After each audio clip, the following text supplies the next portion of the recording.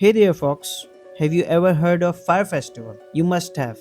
If not, well, let me tell you. It's the ultimate party destination for rich millennials who want to spend their savings on a luxury island. But things didn't quite go according to the plans. Billy McFarland, the man behind the disaster event, was sentenced to 6 years of prison.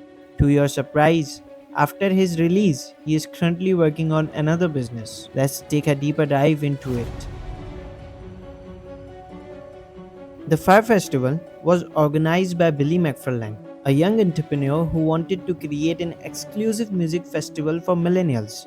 It was set to be organized on a deserted island in Bahamas, which was once owned by drug lord Pablo Escobar. He teamed up with rapper Ja Rule. They come up with the festival idea to promote their new Fyre music booking app. They onboarded supermodels and influencers such like Kendall Jenner, Bella Hadid, Halle Baldwin, and many others. One of the models, Kendall Jenner, told in an interview that she was paid as much as whooping $270K for a single Instagram post. These Instagram posts by models created a lot of hype about the event, and later a well-directed promotional video was launched on a YouTube featuring hot models in bikinis in the Bahamian island of Great Esquimalt. Influencers were also promised beachfront villas for their stay. The marketing and promotion really paid off, and over 5,000 people registered themselves for the event. The organizers promised luxury villas, government food, and performances from top tier artists like Blink 182 and Migos. They were not even given a permission of the island shown in the promotional video. It was nearly island with no villas, so everything need to be built from scratch. And well, Billy McFarland gave a 8-week preparation time for the crew to build everything on the island, which is a way too less, as the preparation of a professional event in a deserted island can take anywhere between 6 to 10 months. So it was obviously going to be an epic failure. As the festival's launch date approached, it became clear that the organizers had bitten off more than they could chew.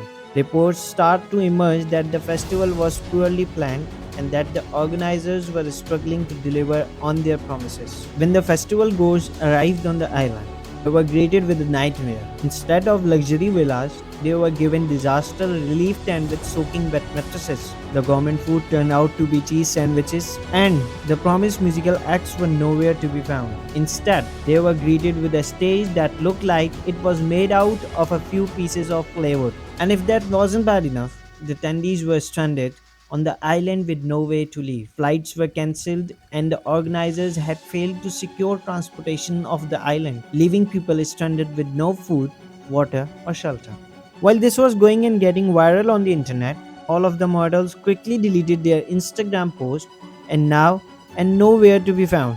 The only model who spoke up was Bella Hadid, who apologized on Twitter shortly after the calamity went viral. As news of the event spread, people were outraged. Social media was ablaze with angry comments and hilarious memes, with people calling the festival a $1 million scam.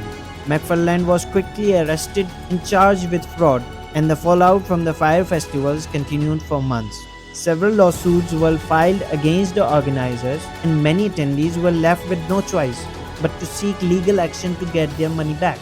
Later, Fyre Festival is coming back to bite the top models and the influencers who promoted it. It was later confirmed that IMG models and DNA model management, who represent all the models, were paid as much as $1.3 million. Later, they were sued for promoting the disaster musical festival. Kendall Jenner even agreed to $70,000 for the lawsuit settlement. Both Billy and J. Rule were also sued for $100 million lawsuit. Later, in 2018, Billy was sentenced to 6 years in jail, but ultimately served only 4 and was in debt of over $26 million. It's the high time that he start digging the soil of the Bahamas. If he's lucky, maybe he might found some of the stash of millions of dollars in cash that Pablo Escobar's notorious drug lord buried in these areas. After Billy released, he tried to build his reputation by attending different podcasts and featuring in the ABC news program, apologizing to the public. But can we forgive him? Certainly not.